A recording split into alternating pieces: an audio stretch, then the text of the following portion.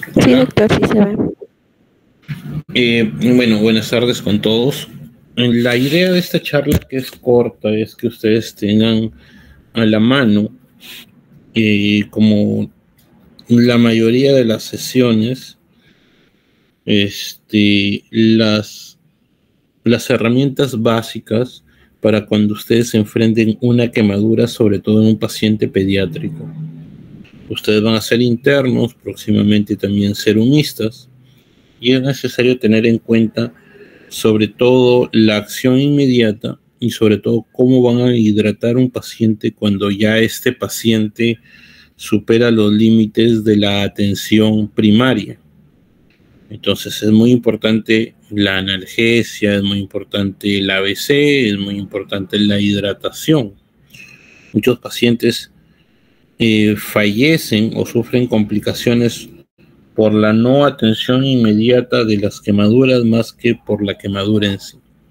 Entonces, mi nombre es Renato Díaz, ustedes me conocen, no recibo financiamiento de ninguna industria farmacéutica y esta charla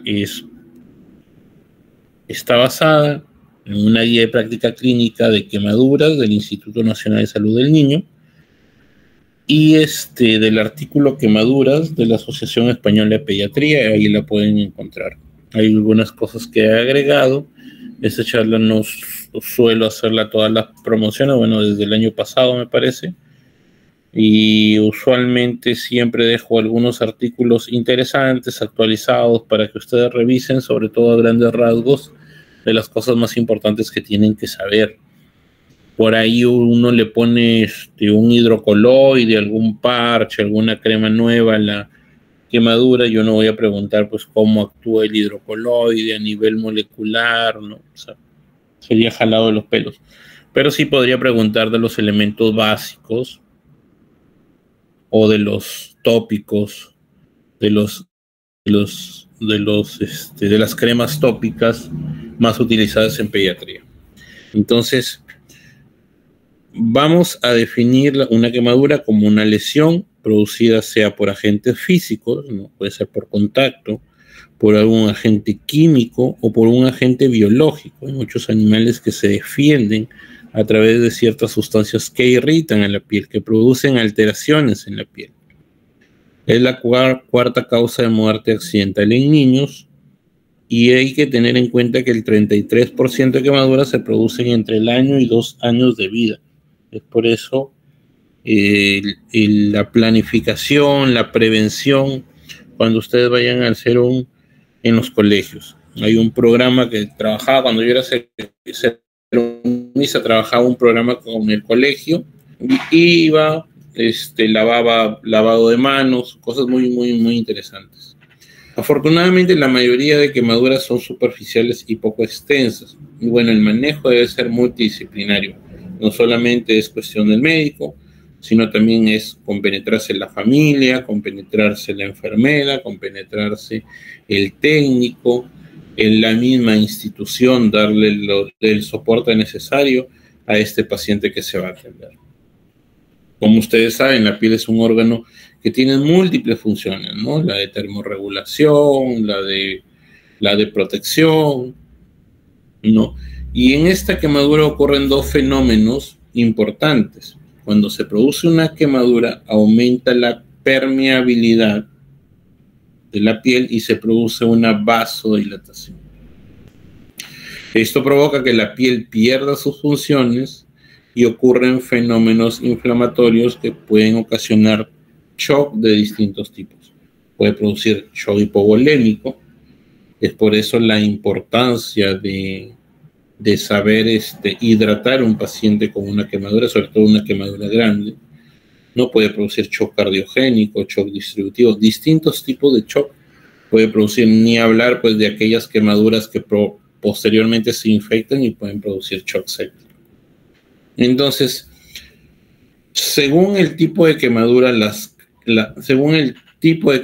estas pueden ser térmicas, ¿no? Las más frecuentes, sobre todo el contacto con un sólido caliente, en donde son profundas, pero no son extensas, ¿no? O con líquidos calientes.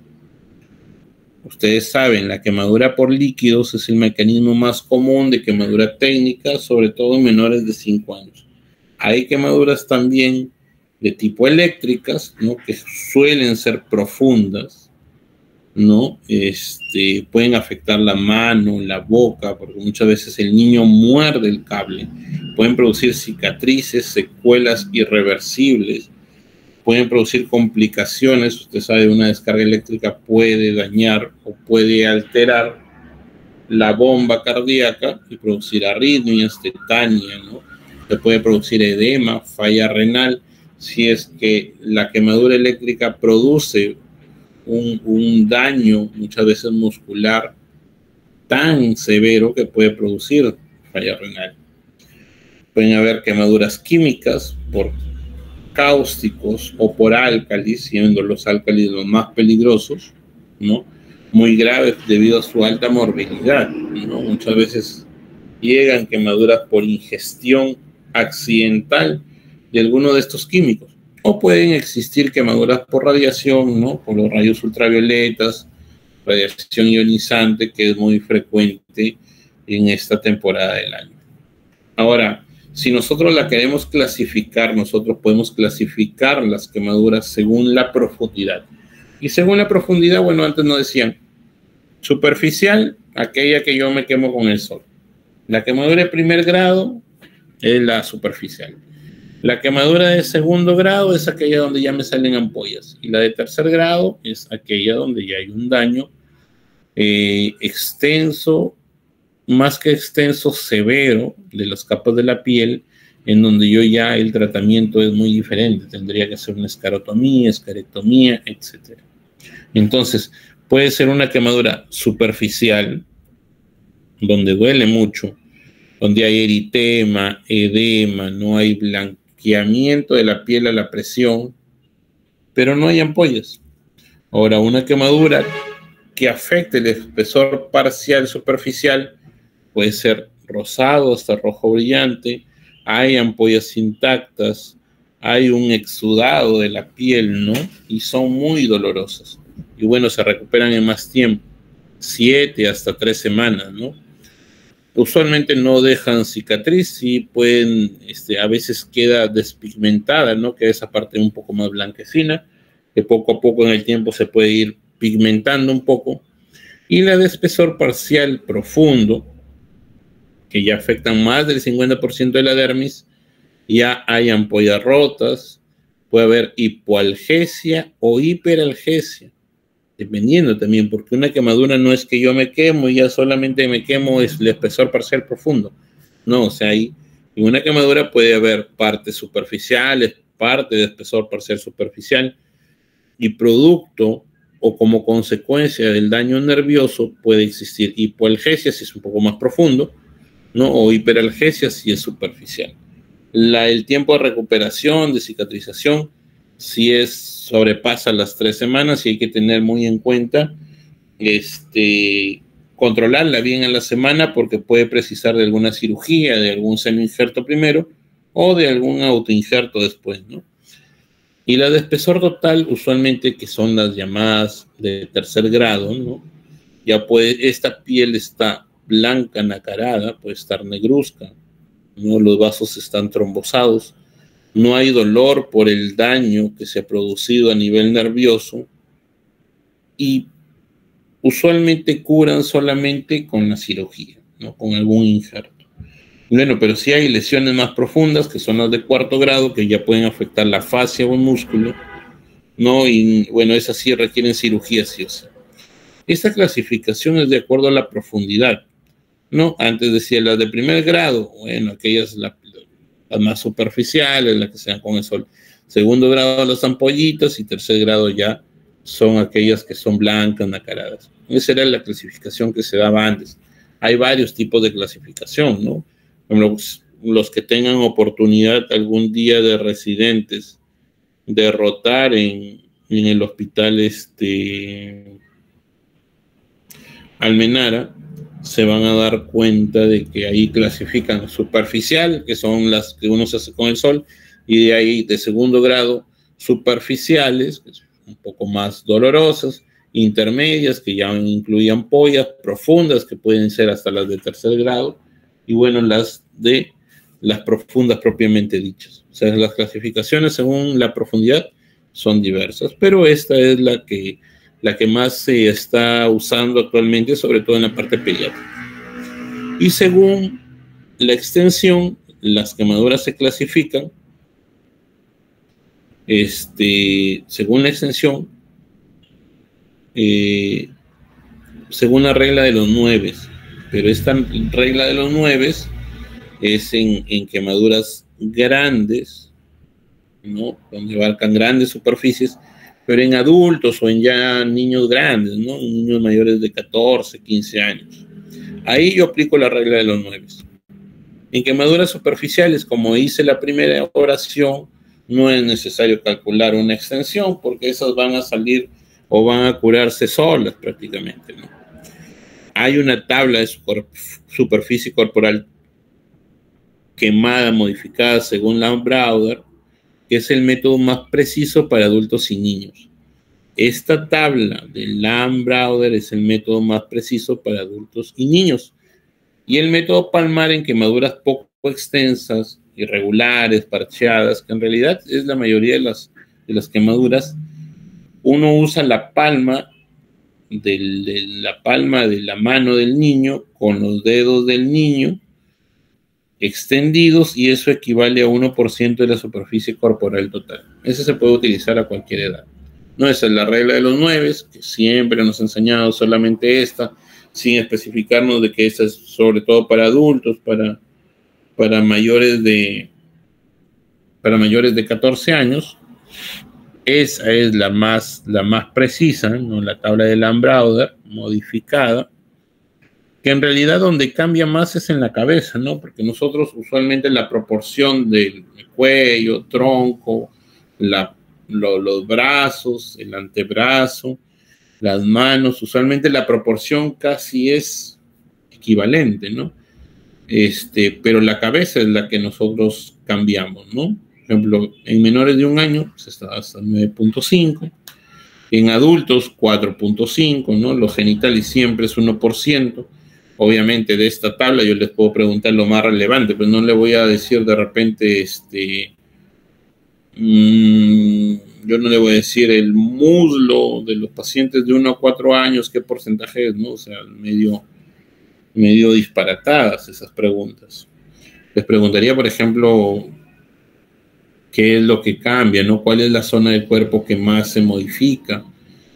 En la tabla de Lambrauder, preguntas así, de ese tipo, en donde ustedes vean pues una diferencia. Cuando ustedes ven el cuadro, lo primero que me llama la atención es que la cabeza es realmente la que se modifica, ¿no? Bueno, esa es una tabla de Lambrauder ya con dibujitos, la modificada, donde yo puedo utilizarla para adultos, para niños grandes, puedo usarla para infantes, para muy pequeñitos. Como ven ahí en esta niña de 5 años, la cabeza es 6.5 y acá es 9.5. El cuello sigue siendo igual, no, los genitales igual es el 1%. Entonces no varía mucho en el resto del cuerpo, pero sí en la cabeza. Ahora, según la localización, hay áreas llamadas zonas especiales o de mayor gravedad. Ustedes pueden tener en el CERU o en el internado un paciente que por ahí se quemó los genitales. No, doctor, ¿sabe qué? Estaba jugando ahí, le cayó un poquito de agua en el escroto. Entonces ustedes lo ven, tienen que hospitalizarlo, porque ese paciente puede infectarse, puede sufrir alguna consecuencia indeseable para la familia. ¿Y cuáles son estas zonas especiales? Bueno, la cara, el cuello, las manos, los pies, los genitales, la zona perineal, las zonas de flexión. Es muy importante. Yo conozco una niña que cogió la plancha, me parece, cogió la plancha y los dedos de las manos, la mano ha quedado un poco en flexión. Entonces le cuesta un poco extender todos los dedos de la mano. Entonces es muy importante tener en cuenta estos pacientes por las complicaciones y la limitación en la función de la zona que se quema, ¿no? Pueden ver esas manos, ¿no? o en ese cuello que va a ser muy dificultoso poderlo rotar, poderlo flexionar, aparte de la parte estética que uno ve. Como ven ahí hay una sinequia, ¿no? Una dificultad en la mano. Ese niño probablemente vaya a tener dificultades para flexionar el codo. Entonces, hay heridas producidas por quemaduras en donde, de acuerdo a la ubicación, ustedes tienen que tener en cuenta y hospitalizarlo o enviarlo a un centro más complejo. Por otro lado, si nosotros vamos a estimar la gravedad de la quemadura, la Asociación Americana de Quemaduras ha clasificado estas en menores, moderadas y mayores, y esta contempla la clasificación según profundidad, tamaño y localización. Esta es útil tanto para tratamiento como para el pronóstico de las quemaduras. Por ejemplo, los criterios de gravedad: quemadura menor, menos o igual al 10% de superficie corporal quemada de primero o segundo grado en niños. Moderada de 10 a 20, y quemadura mayor es mayor de 20 en niños o mayor de 20 de tercer grado en niños adultos, mayor de 10, perdón, o aquellas quemaduras que involucran zonas especiales, ¿no? Por ejemplo, ojos, periné, genitales, aquellas lesiones inhalatorias, ¿no? Quemaduras eléctricas, quemaduras químicas, quemaduras asociadas a traumatismos, a fracturas, quemaduras en personas de alto riesgo. También hay que tener mucho cuidado porque tienden a ir aparatosamente hacia la infección. Entonces, hay que tener en cuenta cuál de los pacientes nosotros vamos a clasificar para poderlo ingresar o derivar a una unidad más especializada. Entonces, ¿qué criterios de derivación a unidades especializadas tenemos? Por ejemplo, una quemadura de espesor parcial superior al 10%, o que esté en zonas críticas, como le decimos, o una quemadura de tercer grado en cualquier grupo de edad. Por ahí un niño cogió un cable caliente y solo le quemó, digamos, solo entre comillas, le quemó el dedo índice y el dedo pulgar, pero de tercer grado. Hay que mandarlo a un centro de unidad especializado en quemados, ¿no? Alguna lesión por inhalación, las quemaduras químicas y el resto de criterios que ustedes ven ahí y que van a revisar. Es importante, por otro lado, en el manejo, la evaluación inicial y la estabilización del paciente. No es que ya llegó y bueno, ¿sabes qué? Coge la ambulancia y lo derivo. No es así. Si es posible, hay que estar en el lugar del accidente o ubicarse en el lugar del accidente donde se produce la quemadura, sobre todo cuando ustedes tienen acceso, ¿no? Si ustedes son internos, no se van a ir a la casa del niño a ver la quemadura. Entonces, en lesión térmica es muy importante enfriar 10 minutos con agua. Eso es lo recomendable. Por lo menos 10 minutos con agua. No tiene que ser agua helada, con agua a temperatura ambiente. Además de retirar la ropa quemada. Por ahí había visto un post de una de la Dirección de Salud, donde decían, bueno, enfriar 5 minutos. Bueno, 5 minutos es el mínimo, ¿no? Para otros autores, el 10 minutos sigue siendo los mínimos minutos que yo tengo que estarlo a ese paciente con agua. En agua a temperatura ambiente. En lesión química es importante irrigar con agua de manera profusa, separar si es que un niño se ha hecho una quemadura eléctrica, separarlo del lugar donde está el cable, alguna cosa que lo haya electrocutado.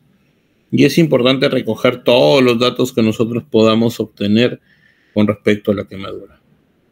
La evaluación rápida inicial que yo le doy a este paciente, ya cuando ustedes sean internos, siempre el triángulo de evaluación pediátrica y el ABCDE. ¿Está por ahí la delegada o no? Aquí estoy, doctor. ¿Cuál es el triángulo de evaluación pediátrica, delegada? La apariencia del trabajo ventilatorio y la circulación cutánea. Y se Muy debe bien, eso es, evaluar en 30 a 60 segundos. y eso es importante que ustedes tengan en cuenta, ¿no? La apariencia del niño, cómo está respirando, cómo es que su circulación se está comportando en ese momento. Y esto también con la vía aérea, la circulación, ¿no? Todo el ABCD que ustedes conocen mejor que yo. Y de acuerdo a eso, ver si es que ese niño necesita una reanimación inmediata. Es muy importante ustedes la vía aérea, ¿no? Hay alguna, acuérdense que la obstrucción de la vía aérea es la principal causa de muerte en la primera hora, sobre todo en quemaduras térmicas, ¿no? En quemaduras por incendio, por inhalación. Entonces, el manejo es prioritario. ¿Cuándo intubar? Pues, muchas veces hay gente que llega, el paciente está respirando, pero dice, bueno, viene de un incendio y todo, y mucha gente prefiere intubar aún cuando el paciente está ventilando, lo inducen a la intubación. ¿Por qué? Porque muchas veces esos gases irritan la vía aérea, se edematiza y luego empieza a tener estridor, y cuando uno ya quiere intubar es muy difícil hacerlo porque ya todo eso se edematizó. Entonces hay unos que intuban para salvar la vía aérea. Entonces, ver el patrón respiratorio, si hay interferencia en la ventilación, cómo está respirando, ponerle un pulsioxímetro. Bueno, en pocos hospitales hay capnografía, pero por lo menos un pulsioxímetro, ¿no? Ponerle una buena vía. Si yo veo que ese paciente está muy mal, ponerle 2 vías periféricas. Si veo que ese paciente puedo ponerle una vía central, solicitarle una vía central, tomar la glicemia si es que ese paciente está desorientado. No, acuérdense que la hipoglicemia en estos pacientes podría darse, en realidad es multicausal, ¿no? Pero siempre tomar la glicemia, lavar las quemaduras, retirar si es que hay ropa, si es que hay joyas, ¿no? Y determinar si es que se puede lo más pronto posible la profundidad, la localización de las quemaduras y la extensión. Entonces, bueno, se puede hacer también pruebas complementarias como un hemograma, lo mínimo que yo pido para probablemente meterlo a sala de operaciones si es que ameritara. Y si es importante tener un ADA y pruebas que me indiquen si es que ese paciente tiene una función renal alterada, por ejemplo, creatinquinasa, lactato, ¿no? Cosas de ese. Si ha habido una quemadura por fuego directo y ha habido inhalación, siempre es importante un estudio de imagen para ver alguna alteración en el árbol bronquial. Entonces, si nosotros nos vamos a centrar ya directamente en el tratamiento, primero es la reposición hidroelectrolítica, ¿no? Entonces, cuando la lesión es mayor al 10%, está indicada la hidratación endovenosa, y si esta lesión es mayor del 20% de superficie corporal, lo ideal es tener una vía central. Ahora, para la necesidad de líquidos, las primeras 24 horas se sigue usando la fórmula de Parkland, que es 4 mililitros por kilo por superficie corporal quemada, más las necesidades basales del periodo. De esto, el 50% en las primeras 8 horas y el 50% en las siguientes 16 horas. Es importante controlar ahí pegado la diuresis. Entonces, si yo tengo un chico que pesa, por ejemplo, 30 kilos, ¿no? Y que se ha quemado el 20%, yo digo 30 por 20, 600, por 4, 2.400. Ahora, 30 kilos, a esos 2.400 tengo que sumarle las necesidades basales de esos 30 kilos, que son los primeros 10 kilos, bueno, así a grandes rasgos, los primeros 10 kilos por 100, los segundos 10 kilos por 50 y el resto por 20, ¿no? 1.700. O sea, esos 1.700 yo tengo que sumárselos a esos 2.400 que salieron primero. ¿Sí me entiende? Entonces más o menos salen 4 litros. De esos 4 litros, 2 litros tengo que pasárselos las primeras 8 horas y 50, y los otros 2 litros en las siguientes 16 horas. Ahora, si es que la diuresis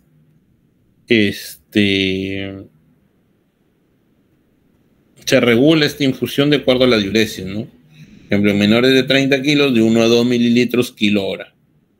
En mayores de 30 kilos, como en este chico, la diuresis debería ser de 0.5 a 1. Si por ahí me estoy quedando poco en oliguria, en algo, o que hay hipotensión, se realizará el aporte necesario sin descontarse del final. O sea, los 4 litros, y por ahí yo veo que llegó bien hipovolémico, pesa 30 kilos, yo le quiero pasar un bolo de 20 por kilo, ¿no? Entonces, 20 por 30, 600. Esos 600 yo se los puedo pasar en 20 minutos y luego empezar la fórmula de Parkland.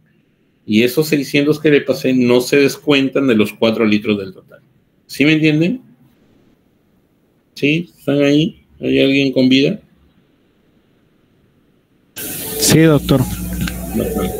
Entonces hay otra fórmula, la fórmula de Galveston, que no me gusta preguntarla porque también es la menos usada, y también que a veces, considerando que muchas veces los chicos que se queman son de 1 año, ¿no? La gran mayoría es entre 1 y 2 años, es muy difícil a veces sacar el porcentaje de superficie corporal quemada según metro cuadrado. O sea, la fórmula de Galveston es 5 litros por metro cuadrado de superficie corporal quemada. O sea, imagínate, sacar el porcentaje de metro cuadrado de un niño es muy, muy, muy difícil. Entonces, además la más utilizada es Parkland, así que probablemente si pregunto algo, va a ser relacionado a eso. ¿No? Es importante, como ya le decía, el manejo en menores de 2 años, ¿no? Con en aquellos que tienen el más del 20% de superficie corporal quemada, ¿no? Puede ser con lactato de Ringer, si es de elección, si es que hubiera, ¿no? Es recomendable agregar 5% de glucosa para mantenimiento, sobre todo en niños pequeños, menores de 20 kilos. Y si es que coloides, después de 24 horas, en aumento progresivo de cristaloides solamente. En aquellos estudios donde se ha comparado coloides versus cristaloides, no ha habido un aumento, una mejora en la supervivencia. Así que con su lactato o con lo que haya, suficiente. Igual con la solución salina hipertónica, la evidencia también es limitada, ¿no? Y siempre hay que descartar otras afecciones que en quienes no hay mejoría. O sea, llegó, no orinó bien, yo ya le puse un bolo, le puse 2 bolos, le puse 3 bolos, le puse todo su requerimiento y sigue en hipovolemia. Hay que también descartar que no tenga otra cosa asociada. Con respecto a la analgesia, que es lo que más les molesta a los niños, si en quemaduras menores, puedo usar paracetamol o metamizol a las dosis que ustedes saben. Si estas quemaduras ya son moderadas o graves, yo puedo usar morfina o fentanilo. Y si es que yo voy a hacer un procedimiento invasivo, puedo usar incluso hasta ketamina, ¿no? Eso ya sobre todo lo maneja el pediatra. El pediatra, si tú vas a hacer alguna limpieza, algo, lo manejan en sala de operaciones el anestesista. Este artículo es muy interesante. Es del 2021. Y está un poco desactualizado. Ni tanto, porque de 3 años está todavía actualizado. Sobre el manejo de las quemaduras, del dolor en las quemaduras en el paciente pediátrico. Entonces, como le decía al principio,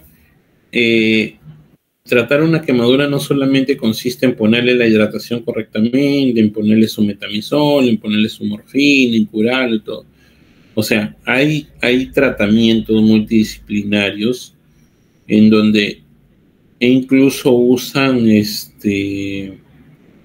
hipnosis para tratar a aquellos niños que no encuentran una mejoría desde el punto de vista del dolor o desde el punto de vista de su estado de ánimo para tratar las quemaduras. Entonces hay centros especializados, hay hospitales especializados en donde usan incluso la hipnoterapia, ¿no?, para complementar el tratamiento que uno le da a un paciente quemado, sobre todo que aqueja un gran dolor. Entonces es muy interesante cómo no solamente ya yo sé mi fórmula de Parkland, yo sé que le puedo poner sus cremitas para el dolor, para la úlcera, ¿no? Sino siempre es importante tener en cuenta estos recursos que me sirven a controlar el dolor en aquel paciente, sobre todo reacio a los analgésicos comúnmente utilizados, ¿no? Es necesario usar antibióticos de manera sistémica solo en caso de sobrecrecimiento bacteriano o sospecha clínica de sepsis. No es importante asegurar la vacuna antitetánica, sobre todo en niños mayores de 10 años, pero es muy importante que ese paciente, bueno, acá nos hemos acostumbrado, llega el paciente quemado y ya sube con clindamicina, sube con oxacilina, no, cuando en realidad ese paciente debería de curarse solamente con su crema tópica, ponerle todo lo que amerite, pero usar solamente un antibiótico en caso pues hay una evidencia de una infección asociada, ¿no? Y las curas tópicas, que es lo que usualmente también uno hace, pretende proteger la superficie de la herida, mantener la misma húmeda, que se cure, que se limite la progresión y minimizar la incomodidad del paciente. Incluso hay cremas que vienen con lidocaína, que hay una evidencia limitada, es cierto, de su efecto en las quemaduras para tratar el dolor. Esas aquellas quemaduras superficiales, el lavado, el enfriamiento local, una analgesia, la crema hidratante, muchas veces uno utiliza hasta vaselina nada más, y la protección solar, ahí queda, no necesita más cosas. El resto de quemaduras sí hay que lavar, retirar la ropa, ¿no?, debridar el tejido desvitalizado. Si es que hay por ahí unas ampollas que ya están rotas, es mejor sacar ese tejido. Si no están rotas, se pueden dejar así, porque hay estudios que dicen que la ampolla indemne funciona como un apósito natural, pero sí pueden causar dolor, que hay que tratar muy bien ese dolor. Y luego hay que cubrir con gasas de malla fina en combinación a antimicrobianos tópicos. De elección la sulfadiazina de plata, a 0.5 al 1%. Nitrato de plata también se puede usar, neomicina, nitrofurazona, bacitracina. Hay nuevos apósitos biosintéticos, hay apósitos de hidrocoloide que uno los pega ahí y los saca como a los 3-4 días. No, hay unos que usan mupirocina, ¿no? Hay varios antibióticos y cremas tópicas que se pueden usar para las quemaduras, ¿no? Ahora, este vendaje, si yo voy a vendar una quemadura, tiene que ser de distal a proximal para favorecer el retorno venoso, sin comprimir pero firme, y movilizando en las posiciones funcionales sin que esto se retraiga. Entonces, hay agentes antimicrobianos tópicos que se utilizan en las quemaduras por pediatría. Ese es un artículo del 2017, ya tiene, todavía 6 años, en donde si ustedes ven, revisen este artículo porque es muy interesante. Ahí les habla sobre sulfadiazina de plata, ¿no? Les habla sobre neomicina, les habla sobre mupirocina. Entonces es muy importante que ustedes vean sobre todo la parte en cómo actúa cada antimicrobiano. ¿Hay otros tratamientos? Sí, hay muchos tratamientos que se están utilizando actualmente, ¿no? El tratamiento quirúrgico precoz en lesiones profundas, ¿no? Hacer escarotomías, utilizar siempre protectores gástricos, ¿no? En lo posible que el paciente coma en forma precoz es ideal para la regeneración de los tejidos, ¿no? Tenemos una escarotomía y ese es un algoritmo de resumen de la actuación en urgencias ante un paciente con quemaduras, que es prácticamente lo que les he explicado en la exposición. Gracias nuevamente por su atención. Les pido disculpas por no haberlo hecho en su fecha. La verdad es que no podía. Y bueno, no sé si es que tienen alguna pregunta como para poder discutir aquí. ¿O quedó todo claro? No sé.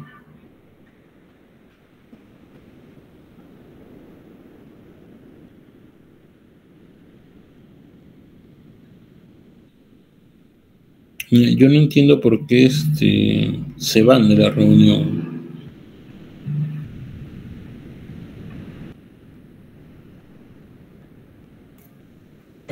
Doctor, una pregunta. El agua que se utiliza para realizar el enfriamiento en las quemaduras tiene que ser cualquier tipo, o sea, puede ser agua potable. Si tenemos, Sí, agua potable. Si tenemos no suero en la posta, es preferible el suero, la solución salina fisiológica. Lo que pasa es que el suero tiene sal y le va a arder más. La recomendación es agua del caño, que no esté caliente, que no esté helada, que esté a temperatura ambiente, pero sí que esté por 10 minutos. No necesita otra cosa. No necesita ponerle tomate, aceite, azúcar, nada. Agua nada más. Si tienes en la posta agua destilada y te sobra el agua destilada, hazlo con agua destilada.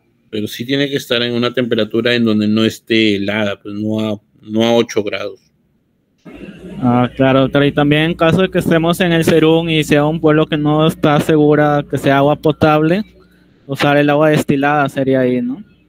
Claro, siempre en la posta. Cuando ustedes vayan al Serún, yo cuando fui al Serún personalmente, la medicina se divide en 4 áreas, ¿no? Yo, por ejemplo, decía cirugía. ¿Qué me puede llegar para cirugía?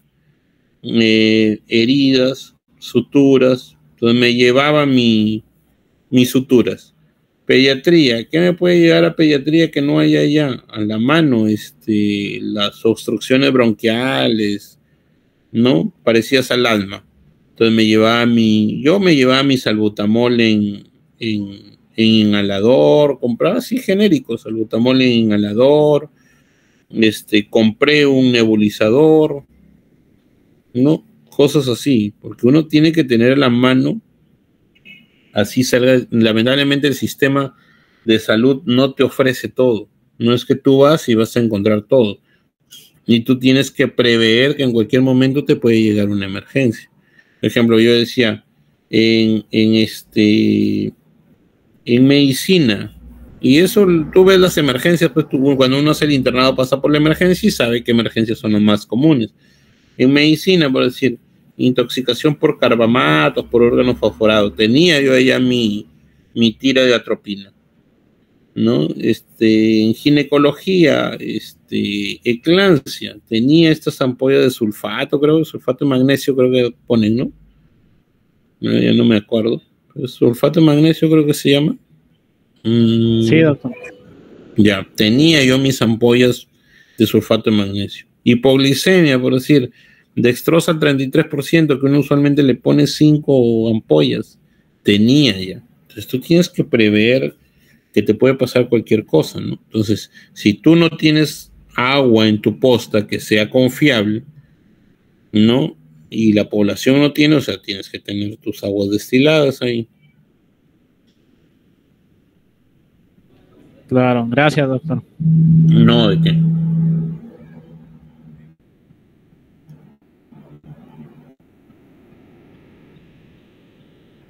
Bueno, parece que terminamos. Que tengan buenas tardes, muchachos.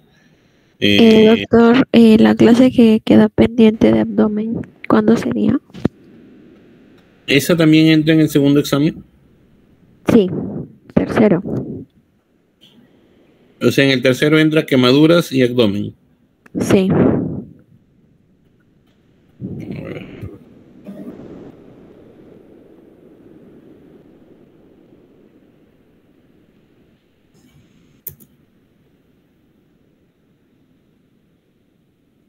¿Qué hora es?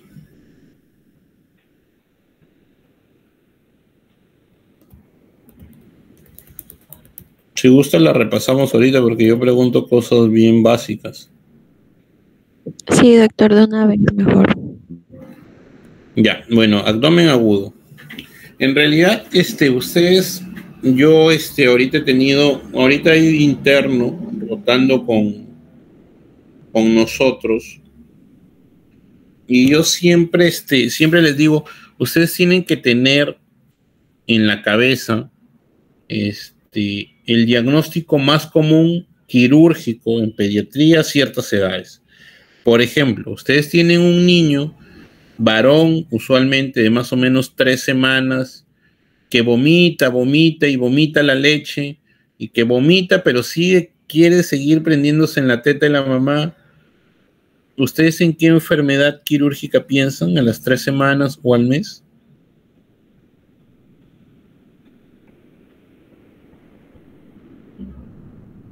Oye, se fueron. No entendieron la pregunta. Okay. ¿Atresia esofágica? No, yo te digo un mes. Ah, de un mes.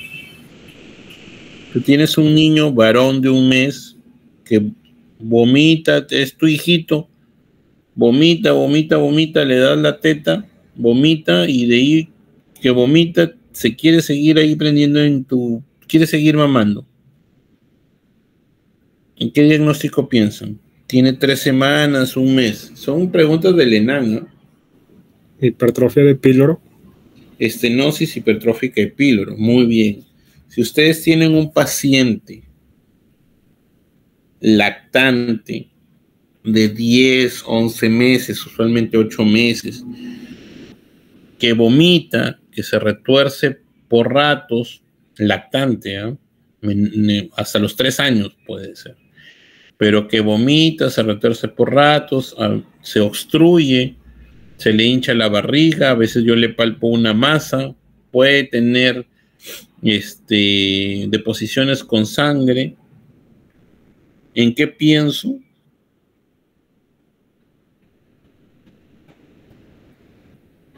Una intususcepción. Y en una intususección, ¿no? Entonces, al mes, alguien que vomite leche, un píloro. Y el gol estándar para diagnosticar un píloro es la ecografía. Un lactante de 6 meses, 11 meses, máximo hasta los 3 años, ese es el límite. O sea, no es que uno de ustedes no se pueda intususectar, pero usualmente se dan en menores de 3 años, en promedio a los 10 meses, 8 meses. Yo pienso en una intususección. Si hay vómitos, se ha obstruido, hay heces en jalea de grosella. Y el gol estándar para diagnosticar una invaginación es el delegada.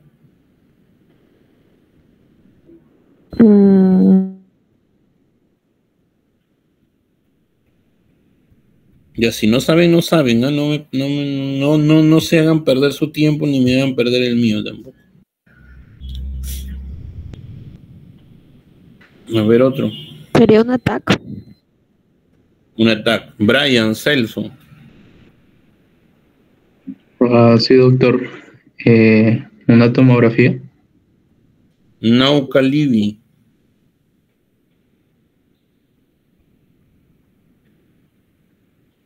No estoy seguro, doctor. Gracias. Solange Juliana. La tomografía, doctor. Hilda Yanet. La ecografía, doctor. La ecografía. ¿Quién te ha dicho? No, nadie. La ecografía es el gol estándar para yo diagnosticar una invaginación. Entonces son cosas que tienen que ustedes tenerlas claras. Al mes un cuadro quirúrgico que vomita leche, píloro y la ecografía. Lactante que vomita, no hace caca, o si hace caca, hacen jalea de grosella a veces, que por ratos llora, le calma luego y como un cólico, su barriga se hincha, yo le saco una ecografía, le encuentran una imagen en diana, en riñón, una intussusección. Y en un paciente que tiene más de 2 años usualmente es a partir de los 3 años, usualmente es más en escolares o preescolares, pero puede ser en menores, en menor edad, que tiene dolor, vómitos, fiebre, yo le toco la barriga, McBurney, bueno, eso es una apendicitis, ¿no? Entonces, eso es importante que ustedes tengan en cuenta. Entonces, si yo tengo un neonato con un cuadro quirúrgico, puede ser cualquiera de estas cosas. Como dice ahí, si tiene entre el mes y los 2 años de edad, no puede ser una intussusección, que es lo que ya les he dicho, ¿no? De 2 a 5 años de edad, bueno, puede ser una apendicitis, puede ser adherencias, puede ser también una intussusección. Ya en niños mayores, digamos de 5 años, 6 años, que tengan una intussusección, usualmente no es idiopática, sino es por una causa mecánica. Un Meckel a la cabeza, ¿no? Un Meckel, un lipoma, una enfermedad de Heno-Schollen, qué sé yo. Y en mayores de 5 años, bueno, la apendicitis, ¿no? Entonces, la apendicitis es la indicación más común de cirugía de emergencia en la infancia y se diagnostica en el rango de 1 al 8% de todos los que van a emergencia por dolor. La incidencia aumenta con la edad y es muy importante que los menores de 5 años, los menores de 5 años constituyen la menor parte de las apendicitis, pero sí son los síntomas más inespecíficos y mayor perforación en ellos. ¿Qué quiere decir? Que en aquellos niños pequeñitos, usualmente la apendicitis se presenta en menor incidencia, pero cuando se presenta más complicada. ¿Por qué? Porque el chibolo juega y le duele ya a los 2, 3 días cuando ya está complicada. Y sobre todo porque el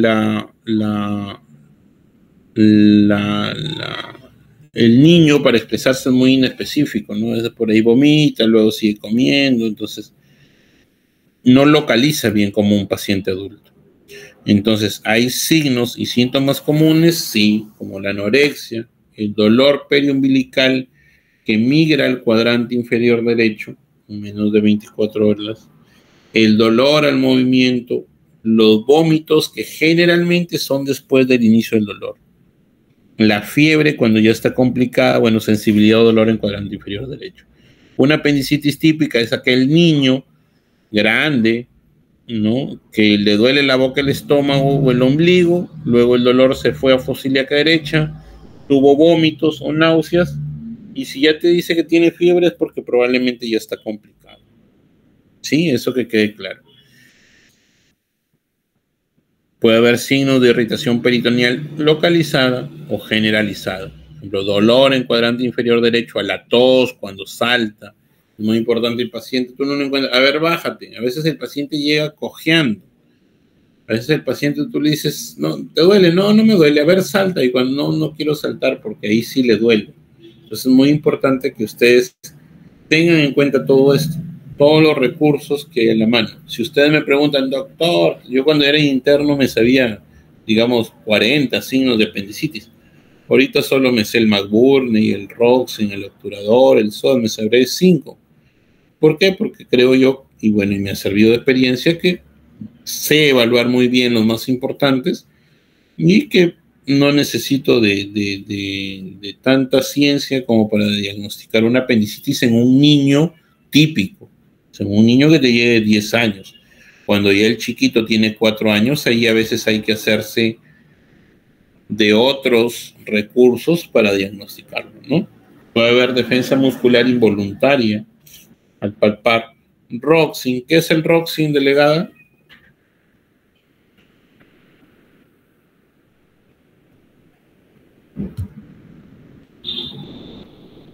Delegada, se fue. Sí, doctor. Talía Peña, ¿qué es el roxing?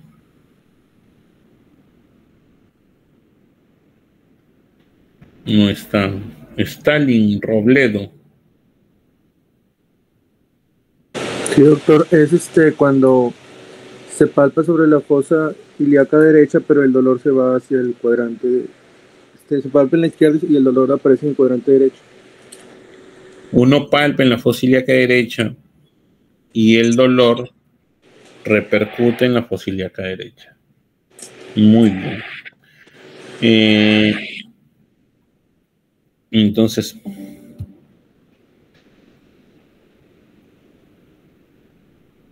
es importante el signo del obturador también, ¿no? Cuando el apéndice sobre todo es pélvica o de psoas, cuando es retrocecal, bueno, rebote es cuando ya el paciente ya está complicado. Obtener el signo de Roxing, del obturador, del psoas es difícil en niños porque su precisión tampoco está bien definida y porque el niño tampoco colabora a esa edad. Uno le aprieta y le duele toda la barriga, así no le duela. Entonces, la presencia de signos clásicos tiene alta especificidad que va del 86 al 98%. Ahora, esta ausencia de signos no descarta la enfermedad y son menos común que en adultos. El diagnóstico suele ser un desafío, pero en niños grandes no es tan difícil. El signo de psoas, ¿no? Uno en decúbito lateral izquierdo, uno, digamos, extiende el miembro inferior derecho hacia atrás y ese es muchas veces indicativo, como lo decía acá, de un apéndice retrocecal. El signo del obturador, uno flexiona y lo inclina hacia adentro y ese es muchas veces indicativo de una posición pélvica del apéndice. Entonces, en niños de menores a 5 años es poco común. Lo que predomina es la fiebre porque estos niños ya llegaron complicados. Ahora ese dolor es difuso, con rebote o con defensa muscular. Y está probablemente en peritonitis. A veces viene irritable, con dolor, dificultad para caminar. No. La sensibilidad localizada en cuadrante inferior derecho es menos del 50%, porque los hallazgos típicos son inespecíficos. La diarrea es relativamente común. Además, estos niños su meso no lo tienen tan desarrollado, o perdón, su epíplo no lo tienen tan desarrollado, su meso tampoco. Entonces, no hay mucho con qué defenderse, sobre todo el epíplo. Entonces vienen muy complicados, vienen en peritonitis a veces, y como les decía, a veces uno los coge y los niños por donde uno les aprieta les duele. En cambio, aquellos de niños de 5 a 12 años es más frecuente que en aquellos niños de menores a 5 años, y el dolor en el cuadrante inferior derecho está en la mayoría, ¿no? Bueno, ya defensa, rebote indican en cualquier edad perforación o complicación. Pueden haber otros síntomas, bueno, como fiebre, anorexia, dolor al movimiento, puede haber diarrea, disuria, estreñimiento. ¿Por qué? Porque a veces el apéndice irrita, puede haber diarrea. A veces la apéndice pélvica está pegada a la vejiga, puede haber disuria. Entonces, por todas esas cosas es importante tener en cuenta que en menores de 5 años el diagnóstico es difícil porque no siempre el niño se presenta como en un niño de 5 a 12 años. Entonces, el examen abdominal se recomienda analgesia. Por ejemplo, si yo tengo un niño muy irritable porque le duele, yo le puedo poner analgesia para evaluarlo. Olvídense de eso. Existen incluso ensayos donde dice que yo le puedo poner hasta morfina para evaluarlo. Favorece la analgesia, el examen físico y el diagnóstico por imágenes.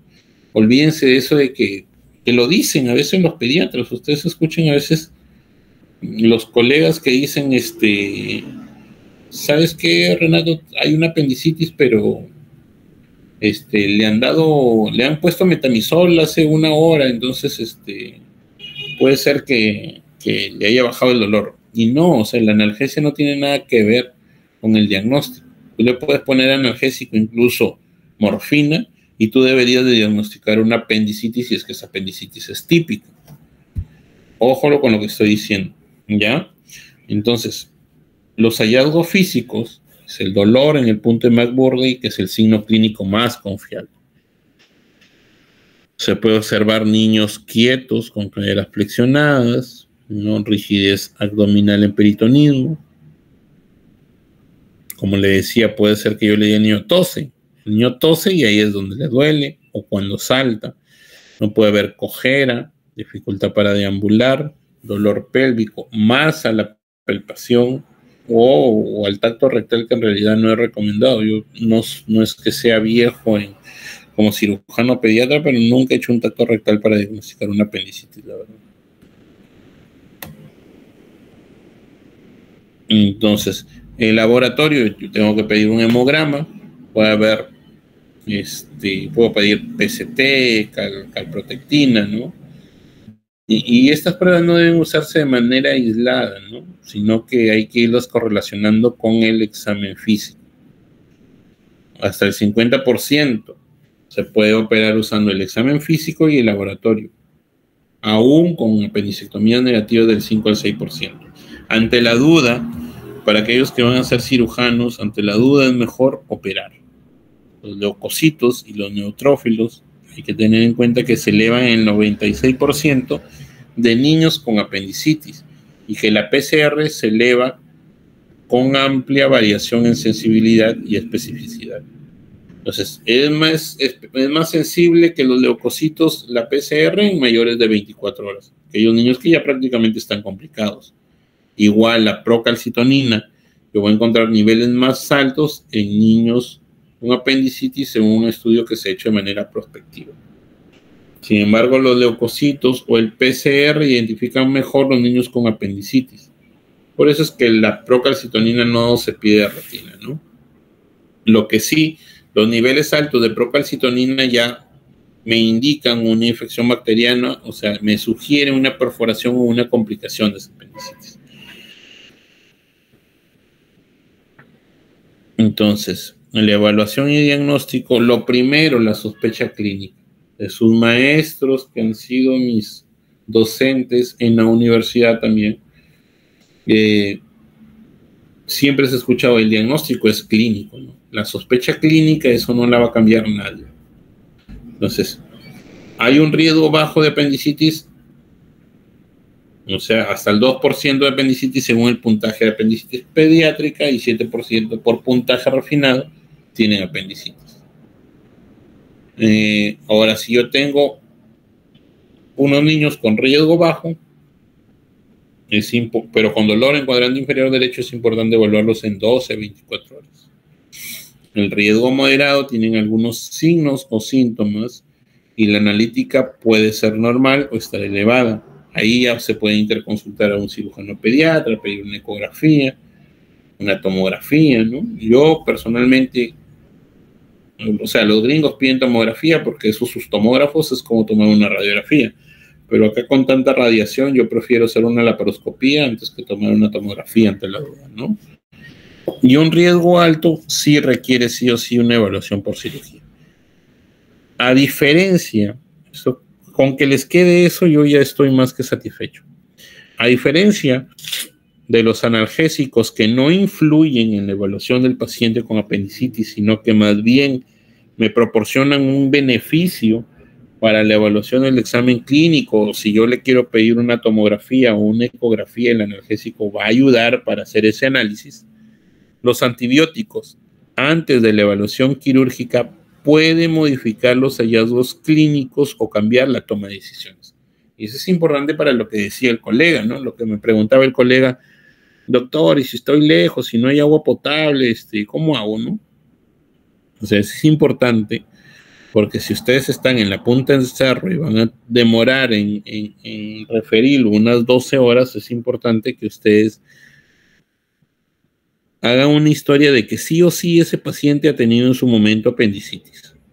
porque a veces llega y por ahí ya modificó los hallazgos clínicos el antibiótico. Por ahí llega, uno le palpa y de repente no le duele y uno dice, no, no es apendicitis y termina no operándolo, porque ya le di antibiótico. Entonces, los antibióticos sí pueden modificar los hallazgos, los analgésicos no. Y estos sistemas de puntuación que se usan tienen capacidad limitada para identificar pacientes que requieren una apendicectomía. O sea, yo no es que tenga mi score de Alvarado es de tanto, ya es una apendicitis. No. Su utilidad radica en clasificar los niños en riesgo bajo, moderado y alto para apendicitis. Todos los puntajes. No es que me diagnostique. Todos estos de score, el score pediátrico de apendicitis, el score de Alvarado, por ejemplo. Si yo tengo un riesgo bajo de 0 a 4 y tiene dolor en cuadrante inferior derecho, por ejemplo, dolor migratorio en fosa ilíaca derecha, 1. No tiene dolor y náuseas, tiene 2. Tiene un riesgo bajo, nada más. Pero ese paciente yo sí necesito verlo en 12 a 24 horas. Por eso es que este score no tiene precisión adecuada para el diagnóstico.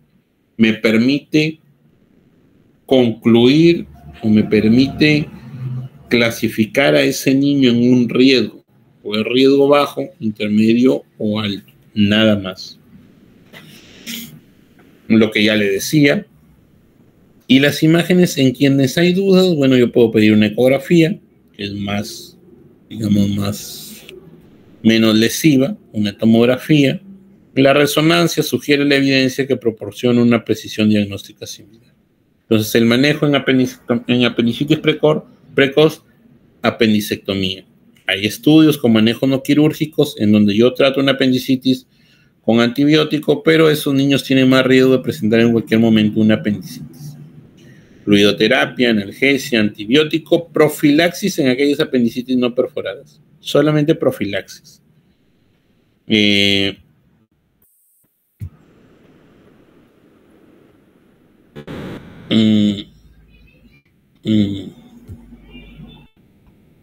ver, voy a ver aquí. Si me encuentro. Hilda Ramírez. Sí, doctor. Dime, ¿cuáles son las fases del apendicitis? Bueno, tenemos lo que es la fase catarral. Catarral o fase, no recuerdo su otro nombre. Luego está la fase supurativa. Supurada o... Ay, no recuerdo. ¿Y quién les enseñó cirugía?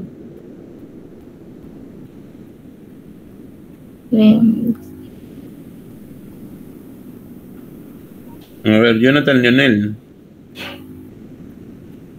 Buenas tardes, doctor. Presente. Buenas tardes. ¿Congestiva o?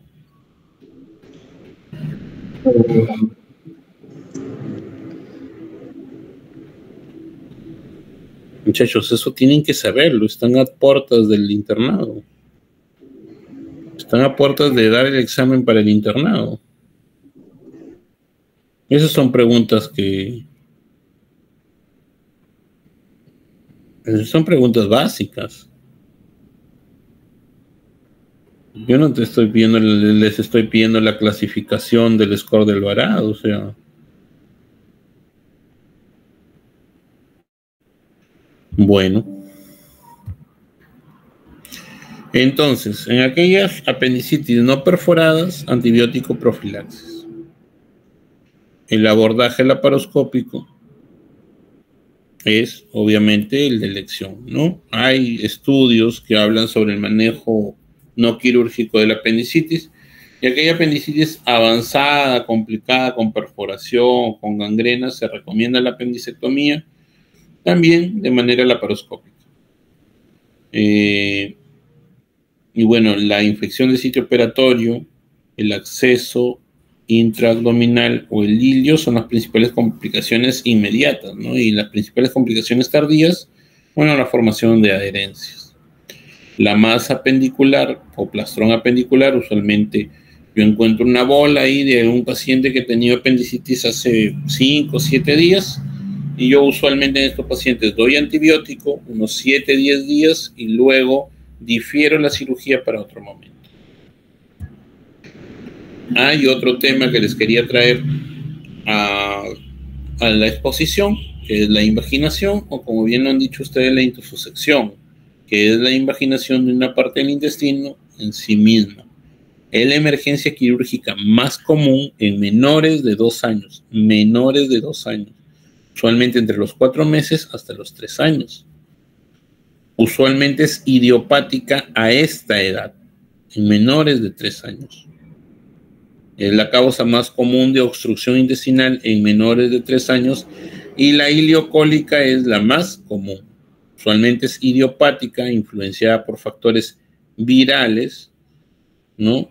Más o menos el 30% han experimentado un resfrío antes del inicio de la invaginación por adenovirus y un divertículo de Meckel, un pólipo, una duplicación, un tumor, puede producir invaginación, pero usualmente fuera del rango de edad. Por ejemplo, si uno de ustedes vomita, se distienden, por ahí se obstruyen, le saco yo una ecografía y le encuentro una invaginación, es probable que sea por un divertículo de Meckel o que ustedes tengan un pólipo, una duplicación intestinal.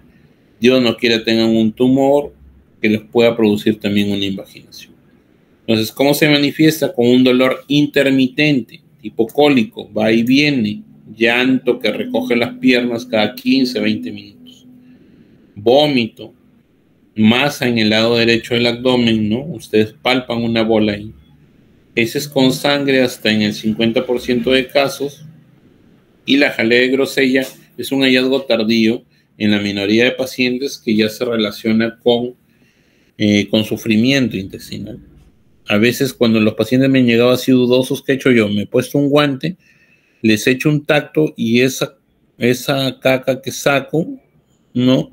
Le echo agua oxigenada y reacciona al agua oxigenada porque ese paciente ha tenido deposiciones con sangre.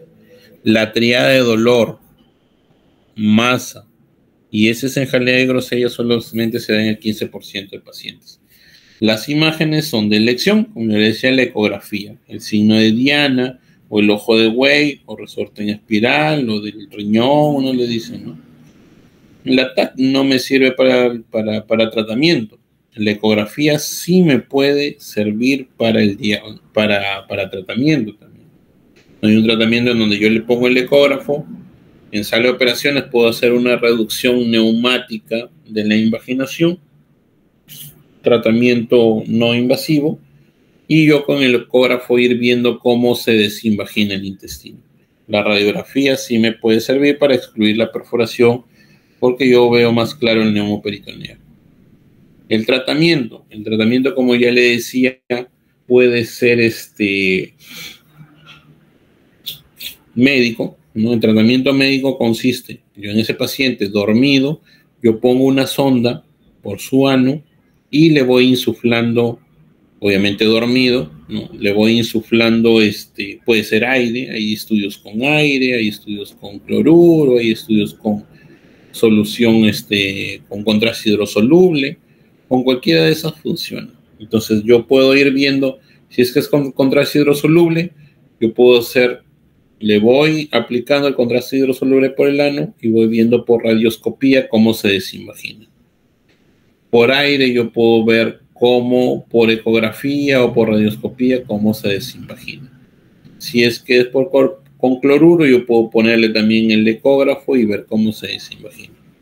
Hay tratamiento quirúrgico, hay unos que lo hacemos por laparoscopía, hay otros que lo hacemos abierta, y va desde la desinvaginación manual simplemente, o a veces el paciente con la anestesia se relajó y se desinvaginó, a aquellos pacientes en donde uno hay que hacer resección del intestino, anastomosis, o en aquellos pacientes ya más descompensados, más complicados, a veces hasta ileostomías, ostomías, ¿no?